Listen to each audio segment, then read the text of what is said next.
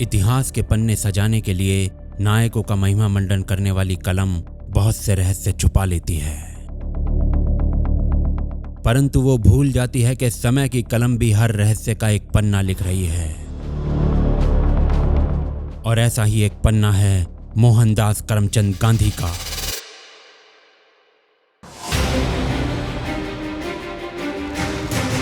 अक्टूबर 2018 पूर्वी अफ्रीका के एक देश मालवी का एक न्यायालय मोहनदास करमचंद गांधी की प्रतिमा पर रोक लगा देता है। कारण बताया जाता है गांधी के अश्वेत समुदाय पर नस्ल भेदी विचार। There is a malicious campaign to paint him as a racist. दिसंबर 2018 घाना विश्वविद्यालय में मोहनदास करमचंद गांधी की प्रतिमा को एक लंबे चले आंदोलन के पश्चात हटा दिया जाता है। So far, 1,400 petitions, signatures essentially, have been signed to bring down this statue. कारण वही होता है, नस्ल भेद का विष। गांधी के विरुद्ध आंदोलन नए नहीं है। 2003 में जोहान्सबर्ग में गांधी की प्रतिमा के अनावरण पर आंदोलन हुआ था। 2015 में रोड्स मस्ट फॉल, इन जैसे आंदोलनों के मध्य भी गांधी की प्रतिमा लोगों के क्रोध का कारण बनी थी। इन्हीं आंदोलनों के मध्य गांधी मस्ट फॉल जैसे हैशटैग सोशल मीडिया पर चलाए गए, और ये सब उन लोगों ने किया जिनके सबसे बड़े आइकॉन नेल्सन मंडेला और मार्टिन लूथर किंग गांधी को ही अपना आदर्श मानते हैं। I was so deeply moved by the message that I went away and bought several books on the Gandhian, on Gandhi and Gandhian technique. नस्ल भेद का ये आक्षेप उस व्यक्ति के ऊपर है जिन्हें दक्षिण अफ्रीका में ही भारतीयों पर हो रहे रेसिज्म के विरुद्ध आंदोलन छेड़ने के लिए जाना जाता है। नस्ल भेद का ये घिनौना रंग उस व्यक्ति के मस्तक पर पोता गया जो भारत में छुआछूत और अस्पृश्यता के विरुद्ध युद्ध छेड़ने के लिए जाना जाता है। I regard myself as a soldier, though a soldier of peace. क्या गांधी के मस्तक पर पोता गया नस्ल भेद का यह रंग सत्य है, या सत्य है गांधी का नस्ल भेद के विरुद्ध छेड़ा गया युद्ध, या इतिहास के पन्नों में छुपा वो रहस्य जो समय के द्वारा लिखे गए पन्नों में आज बाहर आ रहा है? समावेशी या नस्ल भेदी, गांधी का सत्य जानने के लिए कमर कस लीजिए।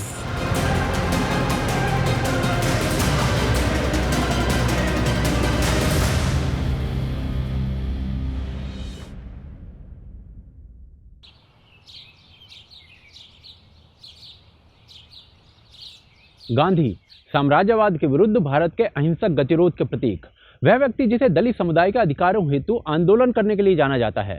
यदि उसकी प्रतिमाएं विश्व के किसी क्षेत्र में यह कहते हुए हटाई जा रही हैं कि वो नस्ल भेदी थे, तो प्रत्येक भारतीय के लिए इस विषय को जानना अनिवार्य हो जाता है। ऐसे कौन से विचार थे गांधी के अश्वेत लोगों पर? ये जानने से पहले गांधी के साथ साउथ अफ्रीका में क्या हुआ था, इस विषय पर जानना पड़ेगा।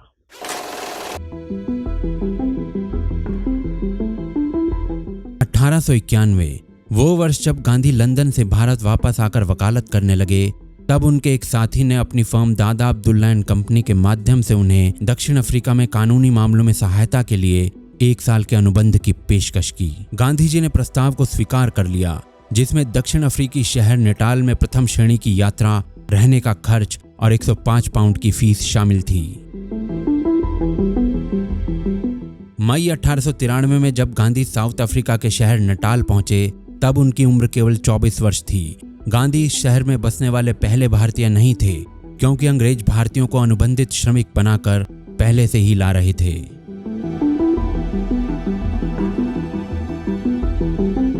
नेटाल में उतरने के कुछ ही दिनों के भीतर गांधी को भारतीयों के साथ रेसिज्म दिखने लगा था। जब गांधी दादा अब्दुल्ला के साथ कोर्ट में गए तो मजिस्ट्रेट ने उनसे पगड़ी उतारने को कहा। गांधी ने इनकार किया और कोर्ट रूम से बाहर चले गए थे। ये गांधी के साथ नस्लीय दुर्व्यवहार की पहली घटना थी। 7 जून 1893 की रात को पीटर मैरिट्सबर्ग में गांधी को ट्रेन के प्रथम श्रेणी के डब्बे से बाहर फेंक दिया गया था, जब एक श्वेत यात्री ने गांधी के साथ ट्रेन साझा करने का विरोध किया। कई इतिहासकार इसी क्षण को गांधी को क्रांतिकारी बनाने वाला क्षण भी मानते हैं, पर गांधी को नस्लीय भेद का सामना अगस्त 1894 में भी करना पड़ा, जब सर्वोच्च न्यायालय के वकील के रूप में नामांकन कराया, और नटाल में वो ऐसा करने वाले पहले भारतीय थे। नटाल लॉ सोसाइटी ने इसका जमकर विरोध किया।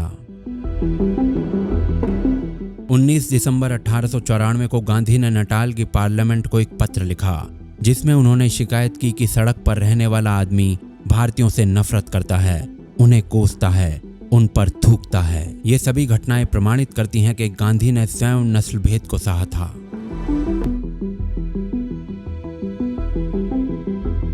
इन सारी घटनाओं ने गांधी को वर्ग विभाजन के विरुद्ध और जातीय एकता के लिए प्रेरित किया और गांधी की इस आवाज ने उन्हें एक नायक बना दिया। किंतु गांधी की इस जातीय एकता में पक्षपात का वो बीज था जिसके विरोध के स्वर आज भी अफ्रीकी महाद्वीप में गूंज रहे हैं। क्या था वो पक्षपात? कौन था वो समाज जो गांधी की जातीय एकता की कसौटी में स्थान नहीं बना पा रहा था? क्या गांधी की नीतियों में भी नस्लवाद का बीज था?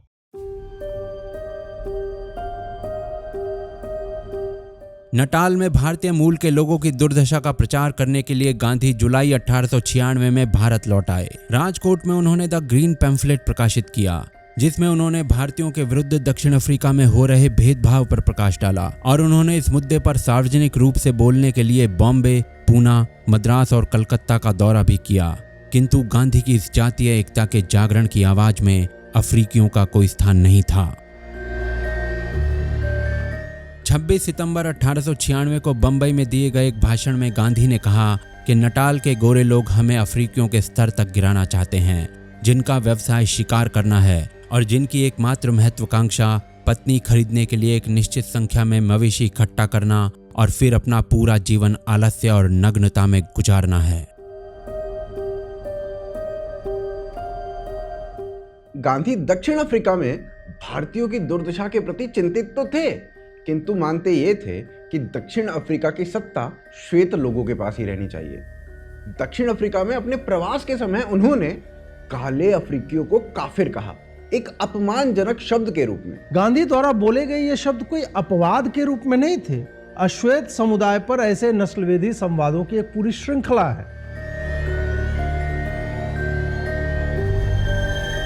1894 में जब गांधी साउथ अफ्रीका में ही थे तो उन्होंने लिखा कि कॉलोनी में एक सामान्य भाव है कि भारतीय अफ्रीकी मूल के लोगों से श्रेष्ठ हैं। 1896 में द ग्रीन पैम्फलेट में ही गांधी ने यह विचार प्रकाशित किया कि भारतीयों को दक्षिण अफ्रीका में मूल निवासियों काफिर नस्लों के समान समझा जाता है। 1899 में पुनः गांधी ने लिखा कि भारतीय रेस अफ्रीकी रेस अर्थात काफिरों से अनगिनत गुना श्रेष्ठ है।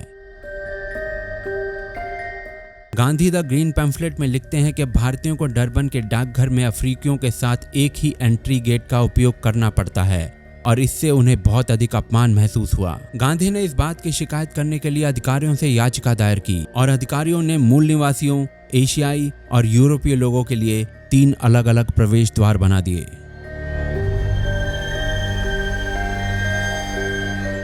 मई 1895 में भारतीय उपनिवेशों के secretary of state Lord Ripon को एक पत्र में गांधी ने चिंता व्यक्त करते हुए कहा कि खराब कानून व्यवस्था का परिणाम यह होगा कि भारतीय सांस्कृतिक रूप से गिर जाएंगे और वे अपनी सभ्य आदतों को छोड़कर मूल निवासियों की असभ्य आदतों में ढल जाएंगे और एक पीढ़ी के बाद भारतीयों और मूल निवासियों की संतानों के बीच आदतों, रीति रिवाजों और विचारों में बहुत कम अंतर रह जाएगा। गांधी की अफ्रीकी मूल के लोगों के प्रति सोच सिर्फ अफ्रीकी मूल के लोगों को निम्न और काफिर होने तक का दर्जा नहीं दे रही थी, यह अफ्रीकियों को अछूत और असभ्य बताने तक भी पहुंच चुकी थी। 1893 में गांधी ने नेटाल संसद को पत्र लिखकर कहा था कि नेटाल में यह सब मानते हैं कि भारतीय लोग अफ्रीका के जंगली जैसे मूल निवासियों की तुलना में बेहतर नस्ल हैं।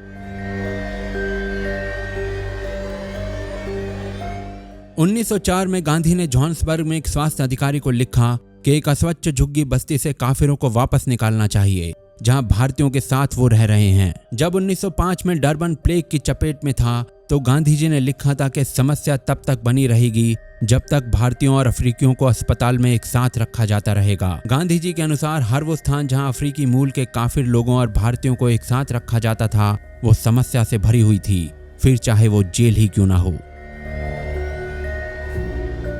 1908 के एक बयान में गांधी जी ने कहा था कि अफ्रीकी मूल के लोग असभ्य होते हैं और इसे एक नियम के रूप में ही देखना चाहिए। ये लोग कष्टप्रद, अत्यंत गंदे और पशुओं के समान रहने वाले होते हैं।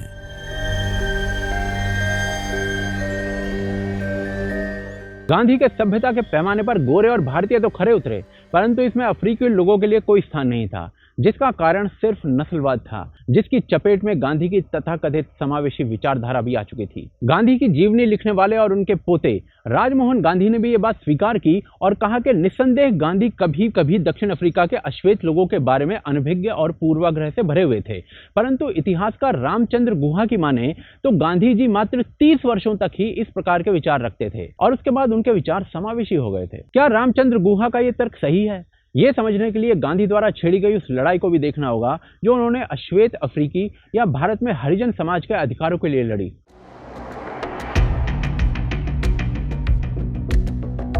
गांधी वो व्यक्तित्व जिसे भारत में निचले पायदान पर खड़े वंचित और शोषित समाज के उत्थान के लिए जाना जाता है। उसके नस्ल भेदी विचार किसी अन्य देश में कुचले वंचित अश्वेत समाज पर हतप्रत करते हैं, परंतु इन्हीं गांधी को जब आप अश्वेत समाज के अधिकारों के लिए बात करते देखते हैं तो मस्तिष्क पर भ्रम का वो मायाजाल बन जाता है जो गांधी के वास्तविक विचार तक पहुंचने ही नहीं देता।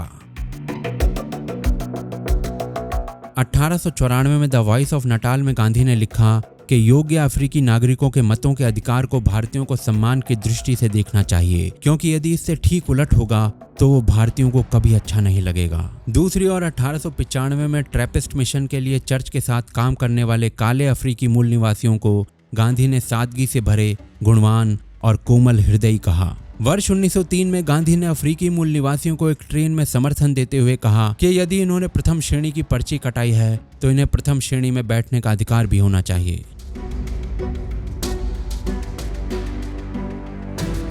एक अंग्रेज अधिकारी के अनुसार काफिर अर्थात अफ्रीकी मूल निवासी मात्र द्वेष के अधिकारी हैं और फिर चाहे वो कितना ही पढ़ लिख जाएं, फिर भी वो पगडंडी तक पर चलने के लायक नहीं होंगे।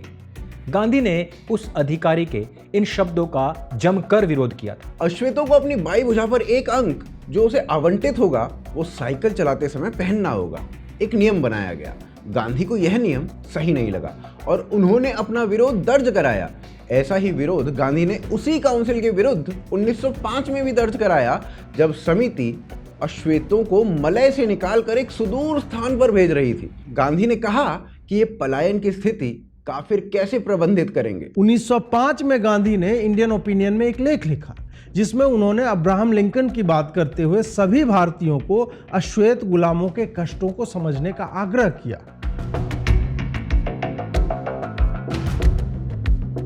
कारावास में बंद कैदियों को अंग्रेजों ने 4 वर्गों में बांटा हुआ था, श्वेत, मिश्रित, भारतीय और अश्वेत यानी काफिर, जिसमें श्वेत और मिश्रित कैदियों से जब भी कोई परिश्रम करवाया जाता तो उन्हें कुछ पारिश्रमिक मिलता, परंतु भारतीयों और अश्वेतों को श्रम के बदले कुछ नहीं दिया जाता। गांधी ने इस विषय पर अपनी कलम से आग उगली। 1910 में लॉर्ड सेलबोर्न ने श्वेत अफसरों को चेताया कि यदि वो सावधान नहीं रहे तो अश्वेत लोगों में से कई नेता खड़े हो जाएंगे, भविष्य में एक बड़ी समस्या का रूप ले लेगा। परंतु गांधी लॉर्ड सेलबोर्न की इस बात का विरोध करते हैं और कहते हैं कि मूल निवासियों में से जितने नेता खड़े होंगे उतना अच्छा होगा। 1910 में गांधी लिखते हैं कि काफिरों यानी अश्वेतों को कितनी यातनाएं सहनी पड़ती हैं। वो केप में तृतीय श्रेणी में परिवहन करते हैं। मैं उनकी पीड़ा को समझने के लिए ऐसे ही परिवहन करने की इच्छा रखता हूँ। एक और गांधी अश्वेत समुदाय की पीड़ा समझ रहे थे, दूसरी ओर उसी अश्वेत समुदाय को नीचा समझ रहे थे। वास्तविक गांधी कौन थे?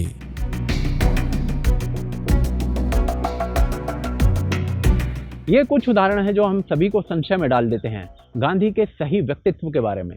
क्या वो अश्वेतों से प्रेम करते थे या उन्हें अपने से निम्न श्रेणी का समझते थे? गांधी की कुछ बातें तो और भी हतप्रत कर देती हैं, जैसे 1908 में गांधी को अश्वेत और भारतीय बंदियों को एक ही जेल में रखने पर कोई आपत्ति नहीं होती, पर 1909 में उन्हें भारतीयों और अश्वेतों को एक साथ जेल में रखने पर आपत्ति हो जाती है। 1908 में वो अश्वेतों को असभ्य और पशुओं के समान बोल देते हैं और 1910 में वो उनकी पीड़ा को समझने के लिए उनके साथ ही उनके जैसा ही परिवहन करने की इच्छा दिखाते हैं। गांधी के इतने विषम आचरण को कैसे समझा जाए? चलिए गांधी के विचार भारत में दलित समाज पर देखते हैं।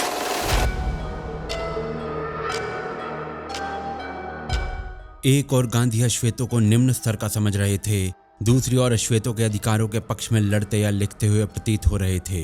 क्या गांधी का ऐसा उलझा हुआ व्यवहार केवल अश्वेतों के लिए था या फिर उन्होंने भारत में दलितों के साथ भी यही व्यवहार दिखाया? विश्व गांधी को दलित उत्थान के लिए कार्य करने वाला एक महात्मा मानता है।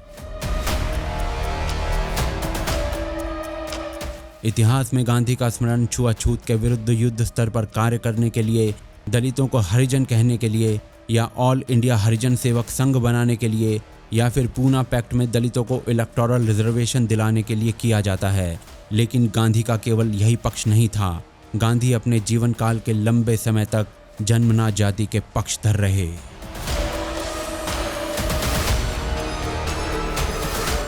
जन्मना जाति यानी व्यक्ति की जाति उसके जन्म से निर्धारित होती है। ब्रिटिश अधिकारी जेफ फोरलोट का कहना था कि 1946 आते आते गांधी अंतरजातीय विवाह को भी मान्यता देने लगे थे, पर उससे पहले गांधी के विचार ऐसे नहीं थे। गांधी ने अपनी पत्रिका हरिजन में 28 नवंबर 1936 को एक आर्टिकल लिखा जिसका टाइटल था द आइडियल भंगी। आज जिस शब्द को बोलने भर से भयंकर कंट्रोवर्सी हो सकती है, उसके ऊपर गांधी जी ने पूरा आर्टिकल लिखा था और बताया ये था कि इस समाज के लोगों को कैसा होना चाहिए या किस प्रकार से काम करना चाहिए।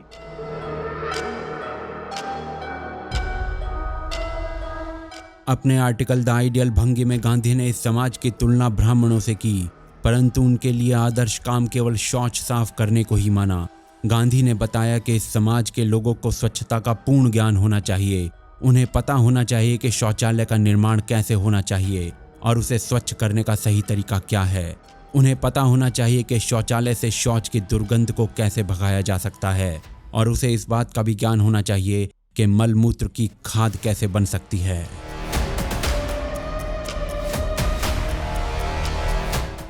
गांधी जातियों को हिंदू सोसाइटी के लिए आवश्यक मानते थे। उन्होंने लिखा है कि जातियां स्वराज का बीज डालने के लिए आवश्यक हैं, प्राथमिक शिक्षा और रक्षा के लिए भी जातियां आवश्यक हैं। जाति व्यवस्था समाज का प्राकृतिक अनुक्रम है और गांधी ने जाति व्यवस्था को समाज का सबसे महत्वपूर्ण अंग बताया। यदि जाति व्यवस्था हट जाती है तो पुत्र पिता का व्यवसाय कैसे अपनाएगा? इसी से तो सामाजिक अनुक्रम बनता है। गांधी की कोई इच्छा नहीं थी सामाजिक संरचना को बदलने की। बढ़ई का पुत्र बढ़ई बने, ब्राह्मण का पुत्र ब्राह्मण बने और भंगी का पुत्र भंगी बने, कुछ ऐसे समाज की परिकल्पना थी गांधी जी की।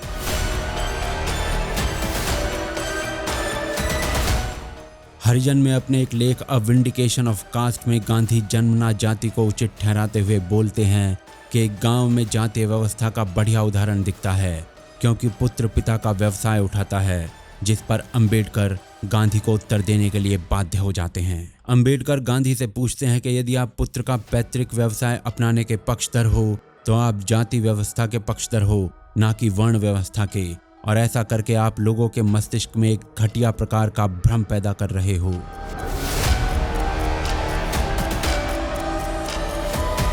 अंबेडकर के द्वारा उठाए प्रश्नों के उत्तर में गांधी ये कहते थे कि वो जातीय व्यवस्था में नहीं मानते, वर्ण व्यवस्था में मानते हैं। छोटी छोटी सभी जातियों को मिलकर एक बड़ा वर्ग बना लेना चाहिए जिसे एक वर्ण माना जाए और उनके जन्म के आधार पर अपने अपने व्यवसाय को वो चुने।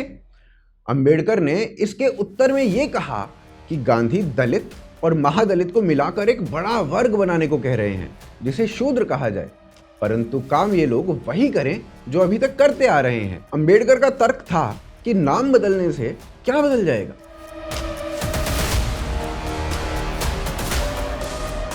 उन्नीस 1935 में अहमदाबाद के एक गांव में कविता नाम की एक दलित लड़की पर एक विवाद हो गया, क्योंकि वो जिस विद्यालय में पढ़ने जा रही थी वहां सवर्ण जातियों को इस पर आपत्ति थी। इस विषय पर गांधी जी ने अपने विचार रखे और कहा कि कविता को गांव छोड़कर चले जाना चाहिए और बाकी के हरिजनों को इनकी मदद करनी चाहिए। ये नस्ल भेदी विचार उस व्यक्ति के थे जिसने दलित अधिकारों और उत्थान की लड़ाई धरातल पर लड़ी। एक व्यक्ति अश्वेत और दलित दोनों समुदायों को नीचा समझते हुए भी उनके अधिकारों की लड़ाई कैसे लड़ सकता है? इसका उत्तर उस विचार में छुपा है जिसका बीज अंग्रेजों ने बोया।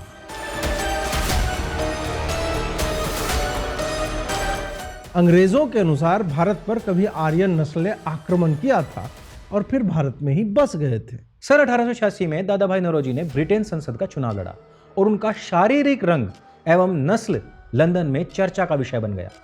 कई अखबारों ने लेख लिखे। मैनचेस्टर गार्जियन ने जोर देकर कहा कि दादा भाई नौरोजी पारसी थे, आर्य जाति के। भारत में प्रवेश करने वाली आर्य जातियां जो अपने गोरे रंग पर गर्व करती थी। गांधी 1888 से 1891 के बीच लंदन में थे और नौरोजी के साथ संपर्क में थे। आर्य एक ऊंची नस्ल है, इसमें विश्वास रखते थे और उनका जोर आर्यन ब्रदरहुड पर भी था। जिसका अर्थ ये था कि श्वेत लोग और भारत के सवर्ण इनका भाईचारा है। गांधी जी इस विचार को दक्षिण अफ्रीका तक लेके गए।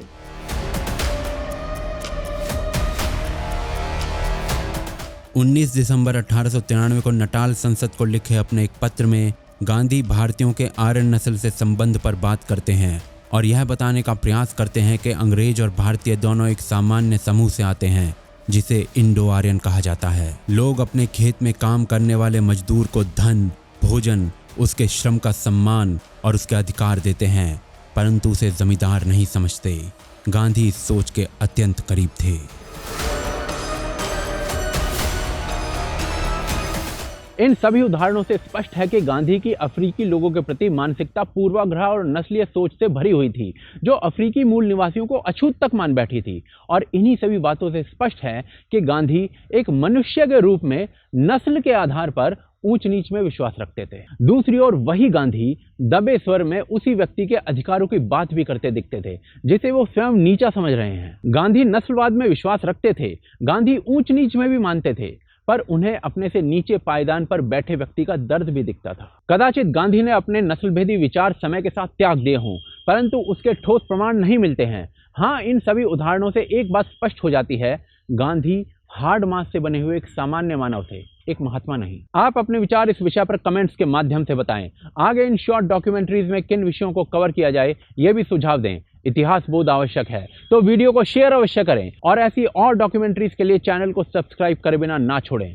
साथ ही जो डॉक्यूमेंट्री फिल्म आपको स्क्रीन पर दिख रही है उसे अवश्य देखें। फिर मिलते हैं एक और विषय के साथ।